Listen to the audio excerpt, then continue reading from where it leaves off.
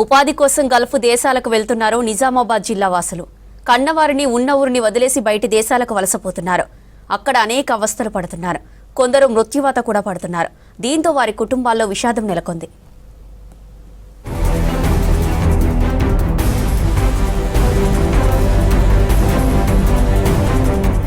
నిజామాబాద్ జిల్లా వేల్పూర్ మండలం పచ్చలనడ్గుడ గ్రామానికి చెందిన ఇద్దరు గల్ఫ్ లో 15 రోజుల వ్యవధిలో ప్రాణాలు కోల్పోయారు. పచ్చలనడ్గుడ గ్రామానికి చెందిన సాబీర్ అలీ, బోజకిషన్ కొద్ది సంవత్సరాల కిందట ఉపాధి కోసం సౌదీ అరేబియా వెళ్లారు.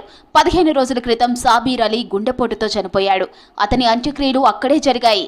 బోజకిషన్ సాబీర్ అలీ అంత్యక్రియలకు వెళ్లాడు. సాబీర్ అలీ చనిపోయిన విషయాన్నే పదే పదే ఆలోచిస్తూ ఉండగా బోజకిషన్ వారం కిందట గుండెపోటు వచ్చి మృతి చెందాడు. ఆయన డెడ్ బాడీకి సొంత గ్రామంలో అంత్యక్రియలు జరిగాయి.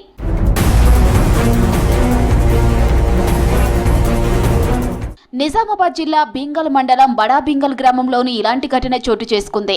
ఉపాధి కోసం వేరు దేశాలకు వెళ్లిన ఇద్దరు గ్రామస్తులు గత 7 సంవత్సరాలుగా అదృశ్యమయ్యారు. బడా బింగల్ గ్రామానికి చెందిన ఏర్గట్ల చిట్టి, నేళ్ల రాజన్న అనే ఇద్దరు 8 సంవత్సరాల క్రితం ఉపాధి కోసం గల్ఫ్ వెళ్లారు. ఏర్గట్ల చిట్టి సౌదీ అరేబియా వెళ్లగా నేళ్ల రాజన్న బెహ్రాన్ దేశం వెళ్లాడు. 7 సంవత్సరాల నుంచి వీరిద్దరి ఆచూకీ లేదు. ఎక్కడున్నారో తెలియదు. వీరు వెళ్లిన కంపెనీ నుంచి సమాధానం లేదు. ఏజెంట్ చేతిలో మోసపోయి కేసులో ఇరుక్కొని జైల్లో ఉన్నారో, ప్రాణాలు కోల్పోయారో సమాచారం లేదు. ఈ విషయంలో కుటుంబ సభ్యులు, ప్రజా ప్రతినిధుల సహకారం కోరినా స్పందన లేదు. తమ వాళ్ళు ఎప్పటికైనా తిరిగొస్తారని ఆశగా ఎదురు చూస్తున్నారు కుటుంబ సభ్యులు. ఆయన పేరు ఎరగట్ల చిట్టి, బడా భీమ్గా. 4 సంవత్సరాల ఫోన్ లేక, మనిషి లేక ఎవరు పట్టించుకోలేరు. ఇప్పుడు వాళ్ళన్న దయుండి మంచిగా భక్తని వాళ్ళన్న దయుండి లెంకి ఇక్కడ ఉన్నాడు అని చెప్పండి. కొంత భీమ్గల్ మండలం బడా భీమ్గల్ గ్రామం.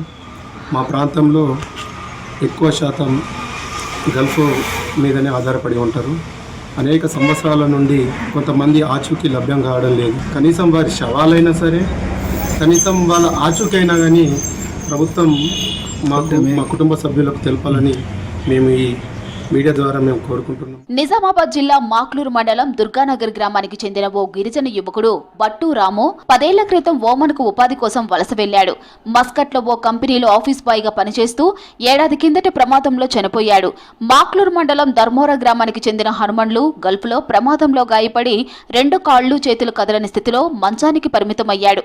దీంతో కుటుంబం దిక్కుతోచని స్థితిలో ఉంది. నెల క్రితం గల్ఫ్ ఏజెంట్ చేతిలో మోసపోయి ఓ జర్నలిస్టు చనిపోయాడు. ఇలా గల్ఫ్ బాట పట్టినటువంటి కార్మికులు మా గ్రామంలో చాలా మంది ఉన్నారు. సౌదీకి చాలా మంది వెళ్ళిండ్రు. కానీ దాంట్లో ఇద్దరు, సాబీర్ అలీ అనే ముస్లిం ఆయన గత 20 సంవత్సరాల నుంచి గల్ఫ్కి వెళ్తున్నారు. ఆయన అక్కడే నైట్లో పండుకున్నాక స్ట్రోక్ రావడం వల్ల సరిగ్గా ఒక నెల రోజుల క్రితం ఆయన అక్కడనే చనిపోవడం జరిగింది. దురదృష్టకరమైనటువంటి సంఘటన ఏంటిది అని అంటే ఆయన మృతదేహం కుటుంబ సభ్యులు చూసుకోలేకపోయినరు. ఎందుకంటే ఆయనను అక్కడే సమాధి చేయాల్సి వచ్చింది మక్క దగ్గరనే. ఇట్లా పొట్ట కోసం వెళ్ళి ఆయన అకస్మాత్తుగా ఆయన చనిపోవడం. ఆయన అంత్యక్రియలకు ఇంకొక సోదరుడు గోజ కిషన్ అని ముదిరాజు వీళ్ళు. ఈయన కూడా అక్కడనే పనిచేస్తూ అక్కడ కార్డియాక్ అరెస్ట్ అయ్యి ఈయన కూడా నిద్రలోనే చనిపోవడం జరిగింది. ఇట్లా ఆయనను 15 రోజుల తర్వాత నిన్నగాక మొన్న మృతదేహం స్వగ్రామం మా పచ్చలనడుగుడ గ్రామానికి వచ్చింది. చాలా విషాద సంఘటన ఏంటిది అంటే ఒకే గ్రామంలో, ఒకే గ్రామానికి చెందిన వాళ్ళు ఒకే దేశంలో ఒక 20 రోజుల వ్యవధిలోనే ఇద్దరు చనిపోవడం అనేటటువంటిది చాలా దురదృష్టకరం. ఆర్మూర్కు చెందిన సీనియర్ జర్నలిస్ట్ రాజేందర్ కొద్ది రోజుల క్రితం పెర్కెట్కు చెందిన ప్రసాద్ అనే గల్ఫ్ ఏజెంట్ని సంప్రదించాడు. తనను యూరప్ పంపించేందుకు 5 లక్షలు ఇచ్చాడు. వీసా ఇప్పించకపోవడంతో నిలదీశాడు. డబ్బులు తిరిగి రాకపోవడంతో గుండెపోటు వచ్చి మృతి చెందాడు. దీంతో ఆయన కుటుంబం దిక్కుతోచని స్థితికి చేరుకుంది. కొద్ది నెలల క్రితం కామారెడ్డి జిల్లా షాబ్దీపూర్కు చెందిన మహమ్మద్ షరీఫ్ సౌదీ అరేబియాకి ఉపాధి కోసం వెళ్లాడు. షరీఫ్ తో పాటు ఆయన కుమారుడు మున్నా కూడా సౌదీ వెళ్లాడు. అనుకోకుండా తండ్రి షరీఫ్ చనిపోయాడు. కానీ ఆ విషయం సౌదీలోనే ఉన్న కొడుకు మున్నాకి కానీ ఇండియాలో ఉన్న కుటుంబ సభ్యులకు తెలియలేదు. 45 రోజుల తర్వాత కంపెనీ సమాచారం ఇచ్చినా అక్కడే ఉన్న కొడుకు మున్నాకి ఆఖరి చూపుకు అవకాశం ఇవ్వలేదు. మరోపక్క ఏజెంట్ మోసం చేయడంతో ఉద్యోగం లేక రోడ్డును పట్టాడు మున్నా.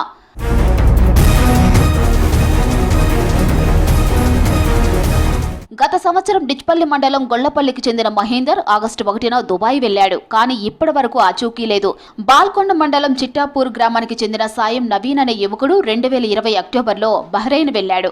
ఒకరోజు ఏటీఎంలో డబ్బులు డ్రా చేస్తూ ఉండగా సహ ఉద్యోగితో గొడవ జరిగింది. ఈ ఘటనలో నవీన్ పై పోలీసులు కేసు నమోదు చేసి జైలుకు పంపారు. అప్పటి నుంచి నవీన్ బహ్రెయిన్ జైల్లోనే ఉన్నాడు. కేసు ఉపసంహరించుకోవాలని ప్రత్యర్థిని బతిమాలుతున్నారు కుటుంబ సభ్యులు. గత సంవత్సరం డిసెంబర్ మొదటి వారంలో నవీపేట మండలం జన్నేపల్లికి చెందిన 20 మంది యువకులు ఏజెంట్ మోసాలకు బలయ్యారు.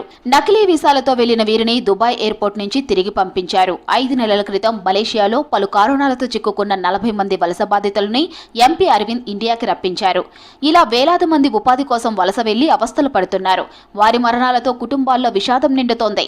సాంకేతిక నైపుణ్యం ఉన్నవారు, కార్మికులు అన్న తేడా లేకుండా అందరూ గల్ఫ్ దేశాలకు వెళ్తున్నారు. ఇందులో ఎక్కువ మంది ఇబ్బందులు పడుతున్నారు.